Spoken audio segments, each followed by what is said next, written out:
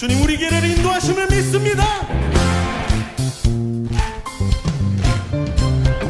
어두운 나의 삶에 빛으로 오신 주 예수 찬양 받으시네 늘 합당하신 주 찬양해 주의 그늘 아래 안식이 하시니 내 영혼 만족하오네 찬양해 주께 찬양하세 선하신 주님 나의 맘을 참 평화 주시네 나의 영혼을 새롭게 하니 주를 노래하며 나가리라 나의 발걸음 주의 선하신 길로 오늘도 인도하소서 나의 가는 길 주의 밝은 빛으로 언제나 비춰주소서 찬양하세 선하신 주님 나의 맘에 참 평화 주시네 나의 영혼을 새롭게 하니 주를 노래하며 나가리라 나의 발걸음 주의 선하신 길로 오늘도 인도하소서 나의 가는 길 주의 밝은 빛으로 언제나 비춰주소서 나의 발걸음 주의 선하신 길로 오늘도 인도하소서 나의 가는 길 주의 밝은 빛으로 언제나 비춰주소서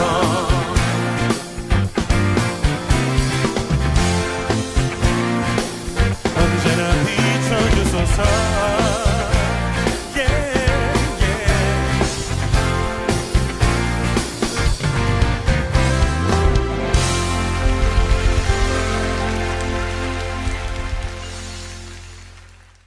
오늘 민수기 14장 1절부터 10절까지 말씀 같이 봤어요. 민수기 14장 1절부터 10절까지 말씀. 여기에 9절 말씀 보니까 다만 여호와를 거역하지는 마라. 또 그 땅 백성을 두려워하지 마라. 그들은 우리의 먹이라. 그들의 보호자는 그들에게서 떠났고 여호와는 우리와 함께 하시느니라. 그들을 두려워하지 마라. 이렇게 되어 있습니다. 왜 두렵고 무섭고 조급하고 그러나요? 사람들이 왜 무섭고 그렇게 되나요? 믿음이 없으면 그렇습니다. 그러니까 신뢰가 안 되면 두렵고 무서워하더라고요. 사람들 보니까. 왜 그러냐면 예수님이 나의 목자가 되시면 내가 부족함이 없다 이렇게 여겨야 되거든요. 그래서 결핍함이 없는 것은 어떻게 할 때 결핍함이 없어지냐면 여호와가 나의 목자가 되실 때 그때 결핍함이 없어지는 거예요. 그러면 양이라고 하는 거는 목자가 해주는 거 다 해주기 때문에 그거를 믿고 있으면 양이 그것만 의지하고 믿으면 그러면 가능하거든요. 근데 그게 안 믿어지니까 믿음이 없죠. 안 믿어지니까 두려운 거예요. 왜냐하면 세상 살다 보면 그렇지 않은 것 같거든. 이상하게 자기가 다 해야 되는 것 같고, 이게 뭐 하나님이 잘 안 도와주시는 것 같기도 하고, 이제 그러면 불안하거든요. 그래서 기도해도 잘 안 되는 것 같고 이런 사람들이 있으면요, 그러면은 불안해지고 두렵고 그렇습니다. 제가 사람들을 보니까요. 근데 어떻게 되겠지? 하나님이 잘 해주실 거야. 이렇게 믿고 있으면은 그러면은 그 불안하진 않을 거예요. 무섭지 않고. 그죠? 근데 사람들이 왜 이렇게 두렵고 무서워하냐 봤더니, 그러니까 뭐 두려워하고 무섭고 막 조급하고 막 이러면 뭐 되는 것도 안 되는 건데도, 근데도 이상하게 막 그런 게 엄습해 와요. 왜냐하면 안 믿어지니까 그런 거예요. 하나님이 잘 안 믿어지니까. 그러니까 뭐 나 하나님 없다고 생각해, 안 믿어, 이런 게 아닌데 하나님 있다고는 믿죠. 하나님 있다고는 믿는데 하나님이 잘 안 해줄 것 같은 거예요. 이제 그런 이제 믿음 없을 때 이렇게 두려워하거든요. 그러니까 이스라엘 백성들도 그것 때문에 두려운 거예요. 하나님이 잘 안 해줄 것 같은 거예요. 이렇게 안 해줄 것 같은 거예요. 그러니까 안 될 것 같은 거, 자기들의 생각하고 좀 다를 때, 그럴 때 두려웠던 거죠. 믿음 없을 때 두려워진다, 그 말이고요. 그리고 여기 이제 그 14장에 22절의 말씀에 보면, 내 영광과 애굽과 광야에서 행한 내 이적을 보고서도 이같이 10번이나 나를 시험하고 내 목소리를 청종하지 아니한 그 사람들은, 이렇게 되어 있습니다. 이제 가나안 땅을 못 들어가게 될 것이다, 이제 이런 얘기인데요. 10번이나 하나님을 시험하고 그 목소리를 청종하지 않았다, 이렇게 이야기를 하고 있습니다. 그러니까 10번이나 안 했다니까, 10번이나 안 했다니까 딱 한 번, 두 번, 세 번, 네 번, 이게 세서 그런 의미도 되게 진짜 10번 이제 거역했을 수도 있겠지만, 완전하게 10번 너희들이 나를 정말 말 안 들었다, 너희들이 정말 나를 말씀을 듣지 않고 거역했다, 그런 의미가 되겠죠. 여기에 28절에 14장 28절에 보면, 그들에게 이르기를 여호와의 말씀에 내 삶을 두고 맹세하노라. 너희 말이 내 귀에 들린 대로 내가 너희에게 행할 것이다, 그렇게 이야기를 했습니다. 그러니까 말 조심해야 되겠죠. 말이 기도를 어떻게 하느냐에 따라서, 네가 자꾸 말하는 게 그렇다 그러면 그 말한 대로 내가 소리 들린 대로 한번 다 해줄게. 그러면 이제 부정적인 얘기한 사람은 다 부정적으로 망하는 것입니다. 그죠? 이제 생명의 복된 말을 한 사람은 생명의 복된 말로 다 하나님이 이루어 주시는 거고요. 그러니까 말을 진짜 조심해야 되는 거예요. 왜냐하면 말이 별게 아닌 게 아니에요. 말 자체가 영이고 말이 생명이에요. 생명력이 있어요. 그래서 말이 하나님이기 때문에 말을 굉장히 조심해야 되는 거예요.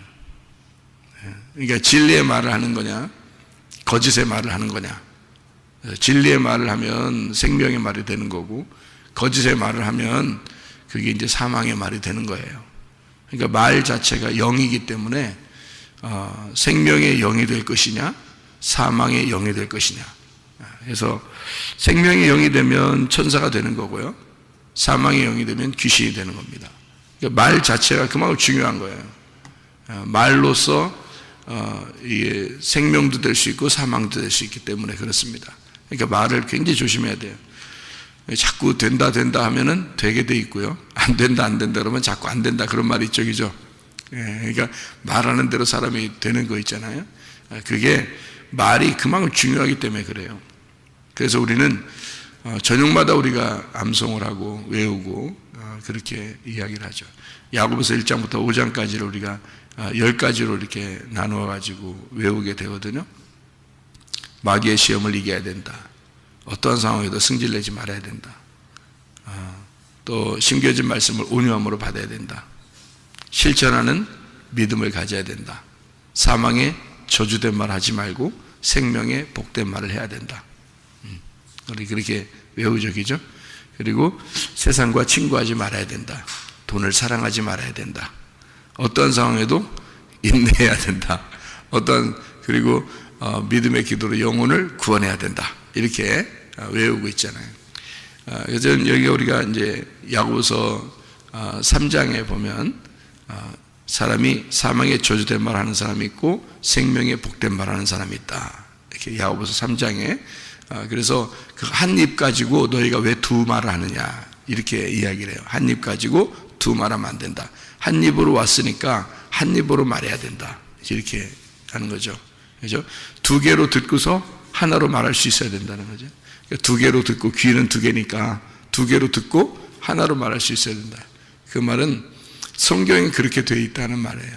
그러니까 하나님 말씀을 청종하라는 것은 하나님이 이렇게 두 개의 말씀으로 성경이 이루어졌으니까 그거를 잘 듣고 이게 잘 나누어서 이걸 듣고 그리고 하나로 말할 수 있는 사람이 돼야 된다는 것은 하나로 이것이 요약이 돼서 하나의 말씀으로 돼야 된다 이 말입니다. 하나의 말씀으로. 그러니까 말씀은 하나가 돼야 된다는 거죠. 들을 때는 두 개로 듣는 거고요.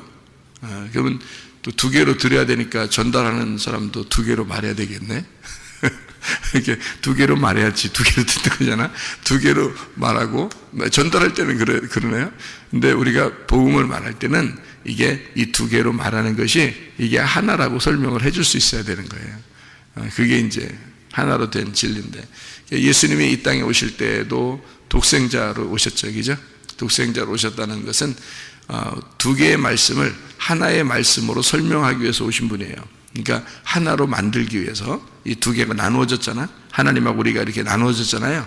나누어진 것을 하나로 만들기 위해서 오신 분이 바로 예수님이다. 그래서 독생자 이렇게 하는 거예요. 하나로 태어나신 분 이렇게 말한 것은 그분이 여러분 이렇게 생각해 쭉 보면은 예수님이 태어나시고 동생들이 있었어요, 없었어요? 예수님 태어나고 동생이 있었어요, 없었어요? 있었죠. 동생이 있으면 독생자 아니잖아. 생각해봐요. 독생자 아니잖아. 그러니까 그런 식으로 독생자를 얘기한 게 아니란 말이에요. 동생들이 있는데 독생자예요? 아니죠. 그러니까 동생이 그런 의미로 쓴 게 아니라 하나님의 독생자란 뜻이에요. 하나님의 독생자. 하나님이 뭔데요? 하나님 뭐예요? 말씀이잖아. 하나님 말씀이야. 말씀이신 하나님의 독생자. 하나로 그 말씀을 하나로 전달하러 오신 분이 독생자라는 뜻이에요. 그러니까 그렇게 이 땅에서 예수님의 동생들이 없었다 그런 말이 아니에요. 예수님 동생들 다 있었어요. 이 땅의 육신적인 얘기가 아니란 말이에요. 그러니까 독생자, 하나님의 독생자다 이렇게 말하는 것은 하나님의 말씀을 독생, 하나로 태어나셔서 하나로 설명해 주러 오신 분이 바로 예수님이다. 이렇게 이해하면 여러분이 하나님의 독생자구나. 이 땅에서의 독생자란 얘기가 아니구나. 이렇게 이해를 하셔야 되겠죠. 예수님을 하나님의 독생자라 그렇게 말하는 이유가 거기에 있습니다. 그러니까 두 개의 귀로 듣고 우리가 하나의 입으로 말하게 된다. 이렇게 하나의 입으로 말하는 것은 두 개로 들은 것을 하나로 만들어서 말할 수 있는 게 돼야 되는데 그게 선악과와 생명나무 두 개로 우리가 들었잖아요. 말씀을 두 개가 돼 있다 들었어요. 그럼 이것을 하나의 말씀으로 진리의 말씀으로 이 두 개가 어떻게 연결되어 있는지 이것을 설명할 수 있어야 된다. 그러니까 하나님하고 우리가 나누어졌는데 이 두 개가 어떻게 화목하게 화목제사로 하나로 연결되어 있는가 이렇게 설명할 수 있어야 된다. 이제 그런 얘기가 되는 것입니다. 민수기 14장에 여기에 지금 보면은 그 눈의 아들 여호수아하고 여분네 아들 갈렙이라는 사람이 나옵니다. 이 사람들은 어떤 사람들이에요? 두 명의 정탐꾼이죠. 그죠? 두 명의 정탐꾼. 14장에 나오는 이 사람들은 두 명의 정탐꾼입니다. 여호수아와 갈렙이죠. 그러니까 이 둘이라는 사람은 누구하고 이렇게 반대로 딱 돼 있어요? 누구하고 반대로 이렇게 대치가 됐나요? 10명의 정탐꾼하고 대치가 되어 있습니다. 그러면 이렇게 대치가 되어 있다는 말은 지금 어떻게 이게 지금 같이 있다는 거예요? 반대로 되어 있다는 거야? 반대로 되어 있다는 겁니다. 그러니까 10명의 정탐꾼하고 지금 2명의 정탐꾼이 지금 반대로 되어 있다는 얘기예요. 그죠? 그러면 이렇게 반대로 되어 있으면은 2명의 정탐꾼이 10명의 정탐꾼의 이야기를 들어야 돼요. 10명의 정탐꾼이 2명의 이야기를 들어야 돼요. 10명의 정탐꾼이 2명의 정탐꾼의 이야기를 들어야 된단 말이에요. 그렇죠? 그러니까 2명이 10명이 된 게 아니라 10명이 2개가 돼 있다 이렇게 돼 있는 겁니다. 10명이 2개로 돼 있다 이런 말이 돼야 되죠. 원래는 그렇죠. 그죠? 그런데 이 사람들이 말 안 들었죠. 말 안 들으니까 이쪽을 멸망을 시켰다 그런죠. 그죠? 한쪽을 10명을 멸망시킨다. 그럼 10명은 어떻게 했다고요? 10명이 몇 번이나 하나님을 거역했다고요?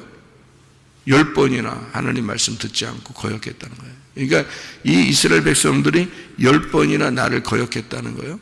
그러면은 여기 지금 여기 정탐꾼으로 가나안 땅에 들어갔다 나온 때가 40년이 지난 다음에 이런 얘기를 쓴 거예요. 지금 초창기에 쓴 거예요. 초창기에 쓴 거예요. 그러면 초창기에 벌써 10번 거역했네. 그렇게 따지면. 그러니까 하나님 입장에서 볼 때는 얘들이 진짜 너무하다. 초창기에 정탐꾼 갔다 오면서 지금 하나님이 막 노하시면서 얘기하는 거거든요. 얘들이 나를 10번이나 나를 거역했다. 내가 멸망시켜야 되지 않겠냐. 뭐 이렇게 생각하시는 건데, 그 초창기에 그런 거예요. 40년 지난 다음에 이렇게 10번, 40년 동안에 10번을 거역했단 말이 아닙니다. 이 말은. 그러니까 초창기에 정탐은 이렇게 초창기에 갔다 와가지고 이 사람들이 도저히 말 안 들어요. 뭐 10명 말만 다 듣고 사람들이 2명의 정탐꾼의 얘기를 안 듣습니다. 그래서 이 광야에 있는 백성들을 가나안 땅의 근처에 못 가도록 계속 광야에서 돌려서 죽이는 겁니다. 38년 동안. 이게 이제 광야 생활이라는 거예요. 그러니까 초창기에 정탐을 갔다 온 거예요. 초창기에. 근데 말 안 들으니까 계속 여기서 광야에서 돌리는 겁니다. 이게요. 2명의 정탐꾼의 이야기를 들었다면 아마 빨리 들어갔겠죠. 근데 2명의 정탐꾼의 이야기를 듣지 않았어요. 10명의 정탐꾼의 이야기를 들었습니다. 그러니까 광야에서 돌리는 겁니다. 언제까지? 새로 태어난 아이들이 자라날 때까지. 그러니까 이 원래 있던 사람들이 죽을 때까지 이런 말입니다. 그러니까 여호수아 갈렙만 빼놓고 나머지 이 사람들이 다 죽을 때까지 기다리는 거예요. 하나님이요. 그러니까 이게 무슨 말이냐면요. 어린 아이로 광야에서 새로 거듭나서 태어나는 사람들만 구원받아서 가나안 땅에 들어갈 수 있도록 광야에서 나머지 그러니까 옛 생활, 옛 사람, 이렇게 옛 남편을 쫓아다니는 자들 이런 사람들이 광야에서 다 멸망한다 이런 얘기예요. 그러니까 그 사람들 몇 명 죽었을까? 어떻게 죽었을까? 이런 얘기 하는 게 아니에요. 그런 성경을 그렇게 보는 게 아니에요. 다 우리에 대해서 나에 대해서 쓰는 책이에요. 그러니까 성경을 보면서 누구를 발견하라고 한 거죠? 나를 발견하라고. 성경은 나를 직면하라는 겁니다. 광야에 가서 애굽에서는 너무 옆에 복잡한 이야기들이 많으니까 나를 바라볼 수 없잖아요. 그러니까 광야로 나와가지고 나를 바라보기 위해서 나를 찾아보라고 광야로 나오는 거예요. 하나님이 우리를 광야로 나오게 하는 이유가 광야에 나와서 나를 발견하라는 거예요. 자기를 발견해 보라는 거야. 네가 어떤 인간인지, 네가 누군지, 자기를 발견하라고 하나님 말씀을 우리에게 광야 같은 이 교회에 와서 하나님 말씀으로 여러분을 직면하라는 것입니다. 자기를 바라보라는 거예요. 그게 광야에 있는 교회 생활입니다. 이게요. 그러니까 자기를 발견하면 자기가 어떤 사람인지를 알 수 있겠죠. 그죠? 광야에 나와보니까 자기들이 어떤 사람인 것 같아요. 광야에 나와보니까 하나님은 한없이 높으시고 자기들은 하늘 끝도 없이, 옆에 보니까 희망도 없고 끝도 없고 아무것도 모르는 그런 광야에 방황할 수밖에 없는 인간이다. 이게 어둠이라는 인간이라는 걸 발견하게 되는 겁니다. 그러니까 광야에서는 뭘 발견하냐면 내가 어둠이라는 사실을 발견하는 거예요. 그래야 빛이 필요한 거거든요. 그래서 빛 대신 하나님이 필요하다, 나에게. 이것을 바라보라고 광야에 우리를 끌어낸 겁니다. 그러니까 애굽에서는 그게 세상의 빛이 너무 많기 때문에 몰라요. 자기를 발견할 수 없어요. 그러니까 말씀이 너무 많으니까, 애굽에는 다른 말들이 너무 많으니까 헷갈려가지고 이게 몰라요. 그런데 광야 같은 교회에 딱 데려다 놓으면요, 자기를 딱 직면하게 됩니다. 내가 어떤 인간인지를 그 말씀을 통해서 정확하게 부딪혀요. 그래서 내가 이런 인간이었구나라는 걸 정확하게 깨닫게 되는 거예요. 그게 광야 교회입니다. 이 광야 교회에서 이곳에 나를 부딪히잖아요. 광야에 나오면 만나가 계속 내려지면서 우리를 갖다가 하나님이 계속 구름기둥 불기둥으로 인도하시고 계속 하나님의 간섭하심이 없으면 도저히 못 살아남아요. 그래서 여기에서 하나님의 말씀을 청종하고 듣는 사람들에게 가슴으로 말씀이 이제 부딪히기 시작합니다. 그러면 나를 깨뜨려요. 그래서 광야에서는 내가 깨지는 곳이야. 내가 깨지는 곳. 그래서 여기서 깨지면 어떻게 돼? 새로 태어나는 겁니다. 거듭나는 거예요. 그래서 어린아이로 다시 태어난단 말이에요. 그 광야에서. 그래서 광야에서 어린아이로 다시 태어난 자가 가나안 땅에 들어간다. 이 말을 하는 거예요. 그게요. 그래서 광야에서 다 죽었다. 이렇게 하는 거죠. 하나님이 이 사람들 미워했다. 이런 말 아닙니다. 그런 말로 성경 쓴 게 아니고, 광야에서 거듭난 어린아이가 여호수아와 갈렙과 함께 가나안 땅에 들어갔다. 이렇게 되는 것입니다. 자, 그러니까 여기서 여호수아 갈렙이라고 하는 사람의 이야기를 왜 10명의 정탐꾼이 들었어야 되느냐 하면, 왜냐하면 10명의 정탐꾼이 10말씀입니다. 10개의 명령으로 되어 있는 10계명, 10말씀이 2개의 말씀으로 되어 있다. 2개의 종류로 되어 있다. 그러니까 2명의 정탐꾼의 이야기를 들어야 되었다. 이 말입니다. 그러니까 10개의 그 10계명이 2개로 되어 있다는 말이 어떤 거예요?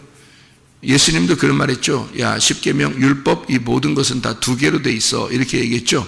2개로 되어 있어. 그래서 어떻게 되어 있냐면 하나님 사랑하라, 이웃 사랑하라, 이렇게 되어 있는 거다. 예수님도 그렇게 말씀을 하셨어요. 2개의 큰 계명이다. 이 성경은 다 2개의 큰 계명으로 되어 있다. 마태복음 22장에 나와 있는 그런 말씀이거든요. 가장 큰 계명이 무엇이냐? 이게 하나님 사랑하고 이웃 사랑하는 것이다. 이제 이렇게 주님이 말씀하시는 장면들입니다.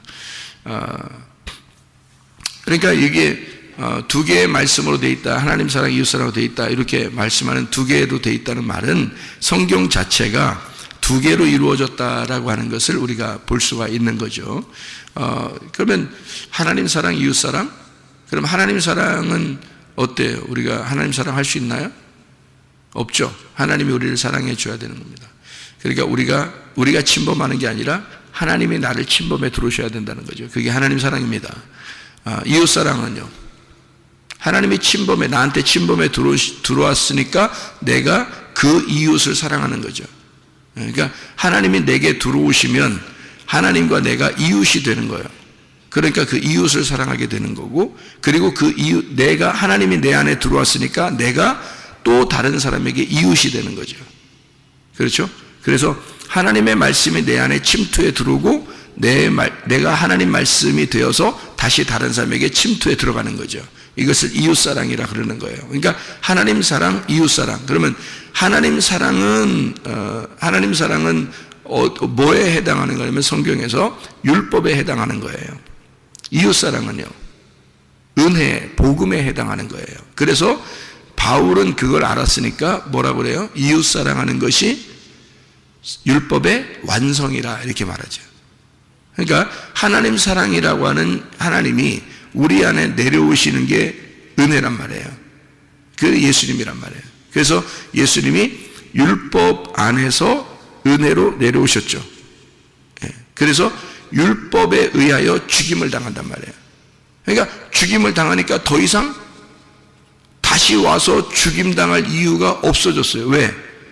율법 안에서 복음이 죽임을 당하니까 죽을 때까지 복음이 된 거야. 그죠? 죽을 때까지 복음이 돼서 완성이 돼 버렸어요. 그러니까 더 이상 뭐 다시 와서 죽고 이런 게 없어요. 왜냐면 끝났어요. 이미 완성이 됐어요. 이제 문제는 이제 우리가 이제 그 예수님에게 반응하느냐 하는 것입니다. 그 예수님을 사랑하느냐, 그 예수님을 만나려고 하느냐, 이겁니다. 지금은 우리에게는. 그러니까 예수님은 완성했으니까, 예수님은 이미 사랑이 완성됐으니까 우리는 그 예수님을 사랑하는가, 그 예수님을 만나려고 하는가, 예수님을. 이제 이런 그것이 이제 남아있는 거죠, 우리한테는. 그러니까 예수님은 우리를 죽을 때까지 사랑했고 나는 정말 죽을 때까지 주님을 사랑할 수 있는가, 이제 이게 남아있는 거죠. 그러니까 내가 주님을 두드려 패서 예수님을 죽이고 들어갔더니 예수님이 나를 이제 또 두드려 패서 죽이려고 하더라. 말씀으로 하는 겁니다. 말씀으로 나를 죽이시려고 하더라, 이런 얘기죠. 그러면 내가 죽임 당해야 좋은 거예요? 죽임 안 당해야 좋은 거예요? 말씀으로 죽임 당해야 그게 복음이 되는 거예요. 그러니까 죽임 당한다는 말은 내 가슴이 찢어진다는 말이고, 가슴이 찢어지면 말씀이 들어온다는 얘기입니다. 그러니까 우리가 주님 안에 들어가고 주의 말씀이 내 가슴 안에 들어오면 완성이 되는 거예요. 그러니까 주님이 내 안에 들어오시는 거죠. 내가 주님 안에 들어갔다, 주님을 죽으시는 겁니다. 율법이 와서 율법 안에 우리가 그 율법에 죽으신 율법 안으로 가는 거고, 그리고 죽으심 안으로 들어갔더니 그 주님이 내 안에 들어오셔서 그 율법이 죽었으니까 복음이 된 거죠. 그 복음이 된 그것이 내 안에 들어와서 나하고 같이 살게 된다. 이렇게. 그러면 네가 이제 하나님하고 하나가 됐으니까 네가 원하는 대로 한번 구해봐라. 그러면 다 이루어질 것이다. 그 말은 네가 원하는 것이 너의 원함이 누구의 원함이 된다는 거예요? 하나님의 원함이 되니까. 그러니까 너의 뜻이 하나님 뜻인 거야. 하나님 뜻이 다 됐으니까 너는 네 뜻대로 원하지 않을 거다. 네 생각대로 구하지 않을 거다. 하나님의 뜻대로 구할 것이다. 그럼 하나님의 뜻은 반드시 이루어진다, 이런 얘기예요. 그래서 네가 원하는 대로 다 구해봐라. 그러면 다 이루어질 것이다, 이런 말씀이 되는 것입니다. 자, 여기에 이제 창세기에 여러분이 보면요, 창세기 1장의 1절부터 5절까지의 말씀을 여러분 잘 보면 말이에요, 하늘이, 창세기 1장 1절부터 5절까지 말씀 보면 하늘이 몇 개? 하늘이 몇 개? 2개. 땅이 몇 개? 1개. 이제 그냥 하늘과 천지를 창조했다 그러니까 그냥 하늘, 땅 이렇게 창조한 거로 알겠지만 여러분, 그게 아니고 이거는 하늘, 그 다음에 땅 이렇게 창조한 겁니다. 그러니까 하늘들과 땅을 창조했다는 거예요. 땅은 하나고 하늘은 2개입니다. 그러니까 두 하늘이 하나의 땅에 오는 거예요. 그러니까 두 하늘이 하나의 땅에 오려면 두 하늘이 하나의 하늘이 없어져야 돼요. 그래서 하나의 하늘만 남아야 된다는 거죠. 왜냐하면 하나의 하늘과 하나의 땅이 결혼을 해야 되니까. 이게 이제 우리 안에 있는 얘기예요. 우리 안에 하나의 하늘과 또 하나의 하늘이 있어요. 그래서 이 2개의 하늘이 내 안에 있는 건데, 하나의 땅에, 나라는 하나의 땅에 2 하늘이 있어요. 하나의 하늘과 하나의 하늘이 있는데 진짜 하늘과 가짜 하늘이 있다는 거예요. 네? 그럼 이 진짜 하늘과 가짜 하늘에서 가짜 하늘이 없어져야 돼요. 그래야 진짜 하늘과 나라는 땅이 결혼하게 되거든요. 그래서 이 가짜 하늘이 항상 진짜 하늘 가운데서 막아요. 그러니까 진짜 하늘이 있고 가짜 하늘이 있고 땅이 있고, 그래서 가운데 가짜 하늘이 막아놓고 있기 때문에 그게 휘장과 같이 막아놓고 있어요. 그래서 이 휘장이 찢어져야 돼. 그게 육체라고 하는 겁니다. 여러분의 육체의 열매가 하나님과 나를 만나는 것을 막는단 말이에요. 그래서 육체의 열매를 제거해야 되는 거예요. 육체를 제거하면 말씀이라는 하나님과 내가 만나는 겁니다. 결혼하게 되는 거거든요. 그래서 육체로 오신 분이 바로 예수님이고 예수님이 가운데서 죽으시는 거예요. 그래서 죽으셔서 없애버린 겁니다. 누구 때문에? 나 때문에. 나라는 육체 때문에 없애버린 거예요. 나라는 육체 때문에 와서 죽으셨는데 세상 사람들, 우리가 교회 다니면서 보면 사람들이 다 육체로 살고 있단 말이에요. 안 되죠. 그렇게 그것 때문에 죽으셨는데 그걸로 또 살고 있으면 안 되죠. 그러면 내가 또 나의 하늘을 또 만들고 있는 거잖아요. 그죠? 내가 내 중심으로 또 살고 있는 거잖아요. 그러면 그거 없애버려야죠. 그게 없어져야 진짜 하늘과 내가 만나는 거거든요. 예, 그게 결혼이라고 하는 거예요. 예수 그리스도 하나님과 결혼하는 나, 이렇게 되는 거죠. 그러니까 두 개의 하늘과 하나의 땅이 있는데 땅이 어두워졌어요. 그래서 땅이 어두워졌다는 것이 나를 발견하는 거죠.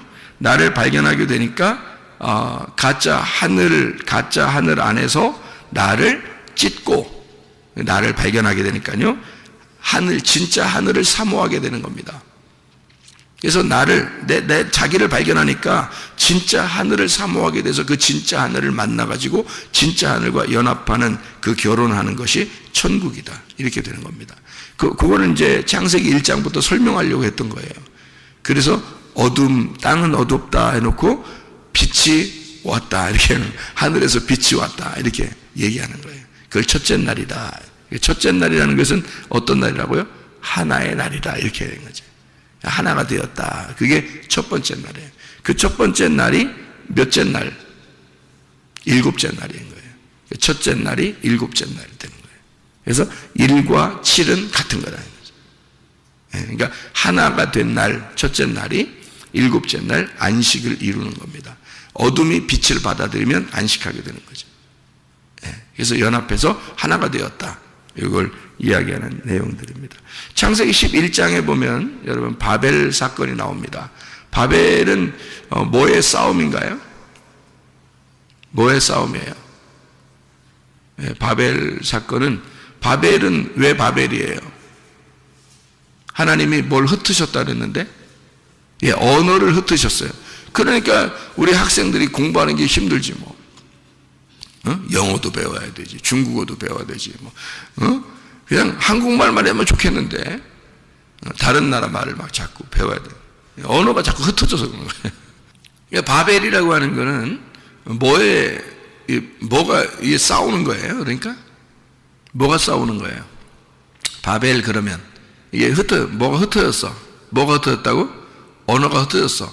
그래서 말이 흩어졌으니까 바벨은 뭐예요? 뭐 싸우는 거야? 뭐가 싸워? 두 개의 말이 싸우는 거예요. 어떤 말이 싸우냐면 땅의 말과 하늘의 말이 싸우는 거예요. 그래서 이게 둘이 섞였다는 거야. 그러니까 하늘 말과 땅의 말이 섞여서 이게 싸운다는 말이에요. 그게 바벨이에요. 바벨. 무슨 말인지 알겠죠? 그러니까 이게 둘이 섞였다는 거야. 그래서 이거를 이 땅에 있는 말들을 흩어버렸다.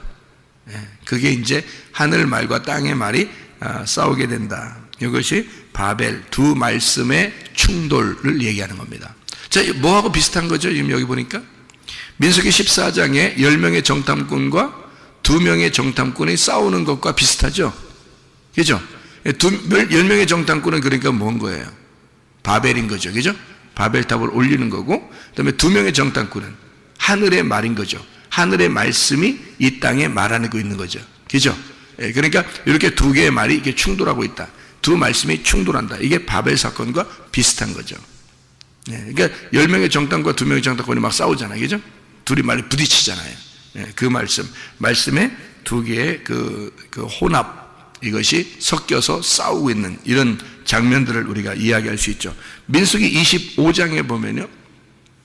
민수기 14장에 10명 정탐꾼하고 2명 정탐꾼하고 이렇게 부딪혔는데, 민수기 25장에 보면 비느하스가 있습니다. 비느하스가 그 창을 가지고 가가지고, 창, 칼, 막 이런 거 가지고요. 가가지고 막 이렇게 찍어서, 이스라엘 백성들을 거룩하게 만들어 놓습니다. 그러니까 하나님이 비느하스가 너무 마음에 들어가지고요. 너무 마음에 들어서, 비느하스를 그 하나님의 일을 하는 그 제사장의 직분을 이게 끊이지 않도록 비느하스를 통해서 끊이지 않도록 쭉 이게 연결해 놓겠다라고 했거든요. 그게 비느하스의 축복입니다. 그래서 비느하스의 자손으로 누가 나오냐면 나중에 에스라가 나오는 거예요. 그래서 에스라 7장에 에스라가 비느하스의 자손으로 나와요. 그래서 에스라를 통해서 하나님의 성전이 다시 회복이 되는 겁니다. 이게 이제 이게 아론의 제사장의 그 직분에서 쭉, 그러니까 아론의 그 직분으로 이렇게 쭉 내려와야 되는데, 요거를 에스라 시대에 뭐라고 했냐면 비느하스의 자손으로. 그러니까 여기 지금 민수기 25장에는 비느하스를 통해서 이스라엘 백성들이 거룩하게 되었고, 이스라엘 백성들을 거룩하게 만드는 것은 그 사람을 죽였습니다. 비느하스가 어떤 사람을 죽였냐면 음란한 사람을 죽인 거예요. 그러니까 음란한 사람을 죽였다는 얘기는 둘이 이제 섞여서 둘이 딱 이렇게 포개져 있는 거를 위에서 찍어가지고 땅에다 박아놨거든요. 그러니까 이게 완전히 둘이 이제 작살 난 거죠. 이게 그 음란을 제거한 겁니다. 비느하스가요. 그 음란이 뭐냐면 우상숭배예요. 그 우상숭배가 뭐냐면 선악과입니다. 그러니까 요거를 찍었다는 얘기예요. 그러니까 그걸 찍었으니까 뭘로 찍은 거예요? 사실은 두 날 가진 칼, 두 날 가진 칼이죠. 성경에 두 날 가진 칼이 히브리서 4장 12절에 나와 있죠. 두 날 가진 칼. 왜 두 날 가진 칼을 이렇게 말하냐면 성경이 그렇게 두 날 가진 칼, 두 명의 정탐꾼처럼 이렇게 설명하기 때문에 그렇습니다. 성경을 두 날 가진 칼로 설명을 하는 거예요. 그러니까 하나님의 말씀으로 그 선악과의 그 죄를 제거했다. 음란의 죄를 제거했다. 이게 비느하스예요. 그래서 에스라가 비느하스의 자손으로 나와서 성전을 회복하는 그런 내용들을 성경에 또 써놓고 있죠. 성경에 이제 이렇게 두 개씩 나누어져 있는 내용들을 잘 생각해 본 것 중에서 요즘에 말씀을 나눈 말씀이 하나 있는데요. 돌아온 탕자 아시죠? 누가복음 15장에 돌아온 탕자에 대한 이야기입니다. 돌아온 탕자가 이제 그 재산을 가지고 나갔어요. 그럼 어떤 재산 가지고 나갔다는 거예요? 여러분? 재산 가지고 나왔으니까 돈 가지고 나왔다는 얘기 아니에요? 근데 돈 가지고 나왔다는 말을 우리가 생각할 때 그냥 이런 우리가 가지고 있는 돈 같은 거 이런 얘기 하는 게 아니에요. 그런 거 아니고요. 돌아온 탕자, 이 탕자 얘기에서 탕자가 재산을 가지고 나갔다, 아버지의 재산을 가지고 나왔다는 말은 뭘 가지고 나갔다는 말이냐면 말씀을 가지고 나갔다는 얘기예요. 그러니까 우리가 성경을 이제 돈이라고 그러면 돈 진짜 이렇게 얘기하는 게 아니란 말이에요. 그게 말씀을 얘기하는 겁니다. 그러면 재산을 가지고 나갔어요. 말씀 가지고 나갔단 말입니다. 나갔더니 이 사람이 나가서 뭐 했어요? 창기들하고 같이 허랑방탕했단 말이에요. 그 허랑방탕했단 말은 뭐예요, 그럼? 말씀을 가지고 나갔는데 율법의 말씀이죠. 아버지에게서 가지고 나간 말씀이니까 이게 원래 그냥 아버지가 가지고 있을 때는 하나의 말씀이란 말이에요. 근데 아들이 반을 가지고 나가니까 어떻게 돼요? 나누어진 말씀이 되죠. 나누어진 말씀을 갖다가 나눈 거란 말이에요. 그럼 뭘 나눈 거예요? 율법의 말씀을 나눈 거란 말이지. 율법의 말씀을 나누니까 그게 허랑방탕했다는 거예요. 허랑방탕은 건 뭐예요? 허랑방탕 여러분 돈 갖다 막 나눠주고 막 쓰고 그런 거 아니에요, 그죠? 그 말은 뭐냐면 그 말씀을 나누었다는 말입니다. 이렇게 나누었다, 허랑방탕했다, 나누었다 그 말이에요. 누구한테? 창기들과 함께 먹어버린 거예요. 창기들과 함께 먹어버렸어요. 창기들은 뭐 하는 사람들이죠? 음란한 사람들입니다. 그러니까 말씀이 음란하게 사용되었다는 말이에요. 그 말은 막 음란한 짓을 했다는 의미가 아니고 이게 말씀이 나누어진 말씀으로 살았다는 말입니다. 나누어진 말씀으로 사는 사람들이 이 땅에 예수님 와보니까 누가 있었어요? 바리새인들입니다. 바리새인들이 그 음란하게 하나님을 섬긴 거예요. 바알신 숭배자들도 그렇죠. 하나님을 섬긴다고 그러면서 다 음란한 짓을 하는 거예요, 그게. 그러니까 섬기면 섬길수록 더 음란한 짓을 하는 거예요. 그게 창기들입니다. 그러니까 하나님이 보실 땐 그렇다는 거죠. 아버지가 볼 때는요. 그러니까 이것이 그 아들이 율법적으로 살았다. 다시 말하면 율법의 말씀을 나누면서 그것이 옳다고 생각한 거예요. 그렇게 살은 거죠. 그러니까 창기들하고 먹어버렸단 말입니다. 그래서 다시 말하면 창기, 음료, 우상숭배 이게 같은 거란 말이죠. 그런 그것이 어떤 거냐면 자기 중심이란 말이죠. 자, 음란, 우상숭배, 창기, 다 이게 뭐예요? 자기 맘대로 사는 사람들 아니에요. 그죠? 하나님의 뜻을 알려고 하진 않고 하나님 말씀을 배우려고 하진 않아요. 무슨 하나님 마음이 어디 있는지 그 생각도 안 해요. 그냥 자기 중심으로 예배하는 자들을 얘기하는 거예요. 그죠? 자기 중심으로 예배하는 자들, 자기 생각으로 예배하는 자들이에요. 이렇게 하면 하나님이 좋아할 거야. 이게 창기들입니다. 그러니까 예수님이 와서 보니까 그런 사람들이 다 바리새인들이고 이런 사람들이더라. 그 사람들이 창기들인 거예요. 그러니까 하나님 보실 때는 음란한 거야. 그들을 보여준 거죠. 근데 그러면서 예수님이 부딪혀가지고 창기 같은 가늠한 여자를 용서해 주는 거예요. 나는 너희들을 심판하러 온 게 아니라 너희를 구원하러 왔다는 거죠. 이해가 됩니까? 무슨 말인가? 그러니까 창기, 음란, 우상숭배 이런 얘기들은 율법 안에서 그렇게 자기 중심으로 예배하는 자, 자기 생각대로 예배하는 자들을 얘기하는 거란 말이에요. 그런 사람들을 멸망시키고 싶은 거 아니에요. 하나님이 멸망시키고 싶은 게 아니고 구원하고 싶어 하죠. 하나님이요. 그러니까 이렇게 된 사람, 자기 열심으로 보상을 바라고 그렇게 예배를 드리고 하는 자들, 이런 게 탕자들이에요. 탕자, 창기, 음녀, 음란한 자, 우상숭배 같이 노는 겁니다. 그게 그런 사람들인 거예요. 그러니까 우리가 생각하는 거하고 좀 다르죠. 그죠? 그렇게 하나님이 그런 걸 설명해 주는 거예요. 그러니까 돌아온 탕자에 대한 이야기를 통해서 설명해 주는 거예요. 말씀이 어떻다. 말씀이 어떻게 생긴 거다. 너희들 말씀이 뭔지를 모르고 이렇게 행동하는 거다. 이런 얘기를 설명해 주는 거예요. 자, 그렇게 예배하는 자들, 그렇게 예배하고 헌금하고 그렇게 섬기고 하던 자들에게 그런 걸 탕자인데 그게 언제 깨달았어요?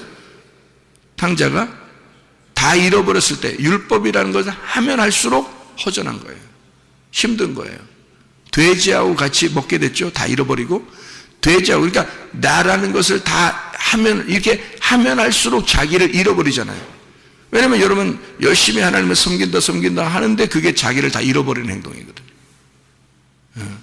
그러니까 자기는 이렇게 열심히 가지려고, 자기를 살리려고, 목숨을 얻으려고 예배를 드렸는데 자기를 다 잃어버려요. 그죠? 자기를 다 목숨을 잃어버리려고 하는 사람은요, 나 없이 나 죽었소이다 그러는 사람은 하나님이 생명을 주어서 살게 하는 거고요. 그죠?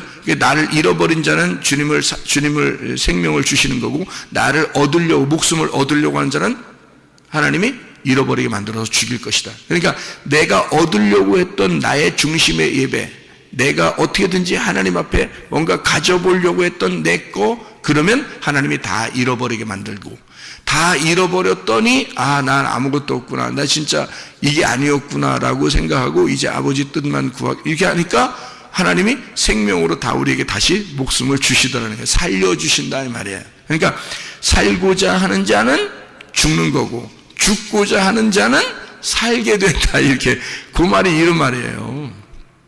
그래서 이 탕자가요 다 잃어버린 겁니다. 잃어버리고 돼지하고 먹으니까 돼지 얼굴하고 자기하고 똑같아. 돼지하고 자기하고 이렇게 살았구나. 이게 돼지 주업 열매가 열매, 이게 율법이었구나. 이것을 깨닫고 이렇게 내가 껍질, 그러니까 돼지 주업 열매가 이게 껍질이라는 거예요. 껍질. 그러니까 껍질을 내가 이렇게 먹고 있었구나. 껍질을 먹으니까 내가 진짜 알맹이를 먹고 싶다. 알맹이 어디에 있어? 양식은 아버지 집에 있는 거예요. 그래서 이 사람이 껍질을 먹고 있다가 아버지 집으로 가는 거예요. 알맹이 먹고 싶어서, 알곡을 먹고 싶어서, 양식을 먹고 싶어서 아버지 집으로 가는 거라는 거지. 그래서 아버지 집으로 진짜 돼지 주업 열매 먹다가, 껍질 먹다가, 다시 말하면 율법이 무엇인지를 깨달았죠. 그죠? 껍질이라는 사실을 깨달았어요. 다시 말하면 어둠의 말씀이 나였구나. 어둠의 말이라는 게 성경을 딱 구분해 보니까 어둠 쪽이 나였구나. 빛이 아버지였구나. 그래서 아버지 쪽으로 가게 되는 거예요. 양식을 사모하면서 아버지 쪽으로 가게 되니까 빛의 말씀, 하늘의 말씀을 구하게 되었다. 진리의 말씀을 구하게 되었다, 그 말이에요. 예. 그래서 진리의 말씀, 빛의 말씀, 아버지의 말씀을 사모하여 그리스도의 말씀으로 돌아갔다, 그 말입니다. 자, 그러니까 이게 이제 어떻게 요약이 되는 거냐면요, 형이, 형 동생 있잖아요. 둘이잖아. 형이 동생으로 나가서 탕자가 돼. 그리고 돌아온 탕자가 되면 아버지가 되는 거예요. 그러니까 형이 동생이 돼서 나갔다가 돌아오게 되면 아버지가 돼. 그 아버지가 되면 아버지의 마음을 가진 아버지의 양식으로 사는 천국이 되는 거예요. 그게 누가복음 15장에 11절부터 32절까지의 그 장황하게 예수님이 설명한 내용입니다. 이 내용이에요. 그러니까 우리는 말씀이 두 개로 되어 있구나. 그래, 두 개로 되어 있는 것까지는 알았어. 근데 이 말씀으로 뭐가 돼야 돼? 하나의 복음이 돼야 된다. 이 말씀이 그래야 아버지 양식이 되는 거죠. 아버지 양식으로 우리가 배불리 먹어야 되죠. 그래서 두 명의 정탐꾼이 하나의 말씀이 되는 거예요. 그러니까 우리는 땅의 말씀이 아니라 하늘의 말씀으로 거듭난 자가 돼서 진리의 말씀을 사모하는 사람, 진리의 말씀을 사모하는, 그래서 진리의 말씀을 받아 그 말씀으로 내가 살겠습니다 라고 아버지의 뜻을 깨닫는 자들이 되어야 된다. 그러니까 10명의 정탐꾼은 2명의 정탐꾼의 이야기를 꼭 들었어야 된다는 거죠. 이 2명의 정탐꾼은 하나의 말씀이었기 때문입니다. 그러니까 이렇게 두 개가 연결돼서 결국 여호수아는 갈렙에게, 갈렙은 여호수아에게 이렇게 해서 둘이 하나가 된 말씀이 된, 이것이 둘이 아니라 하나였죠. 진리의 말씀이다. 하나님 사랑은 이웃 사랑으로, 이웃 사랑은 그게 하나님 사랑이다. 그래서 서로 사랑이 되는 것이다. 이게 진리의 말씀이 되는 거죠.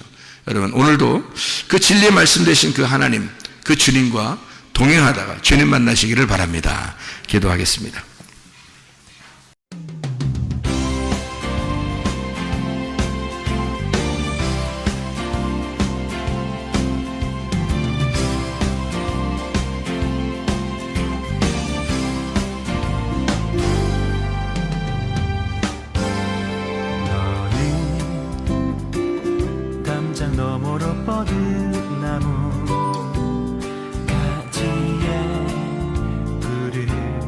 열매처럼 하나님의 귀한 축복이 삶에 가득히 넘쳐날 거야. 너는 어떤 시련이 와도 능히 이겨내 발이 있어. 전능하신 하나님께서 너와 언제나 함께 하시니 너는 하나님의 사랑, 아름다운 하나님의 사랑. 나는 널 위해 내 길을 축복할 거야. 너는 하나님의 선물, 사랑스러운 하나님의 열매, 주의 품에 꽃피운 나무가 되어줘.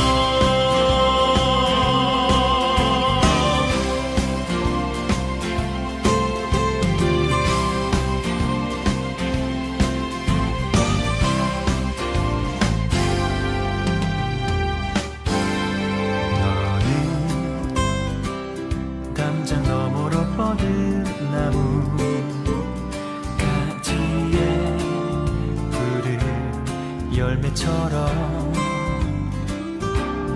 하나님의 귀한 축복이 삶에 가득히 넘쳐날 거야.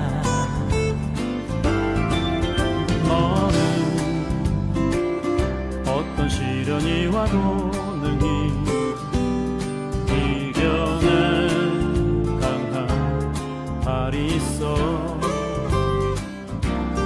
전능하신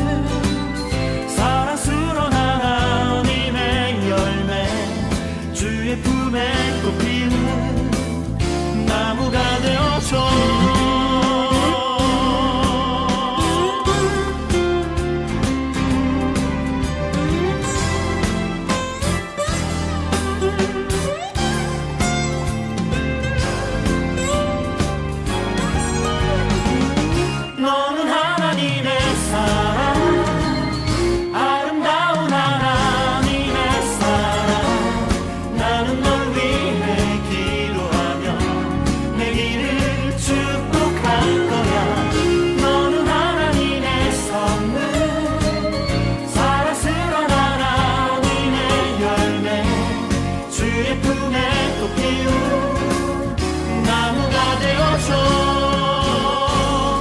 너는 하나님의 사랑, 아름다운 하나님의 사랑. 나는 널 위해 기도하며 내 길을 축복할 거야. 너는 하나님의 선물, 사랑스러운 하나님의 열매, 주의 품에 또 피운 나무가 되어줘.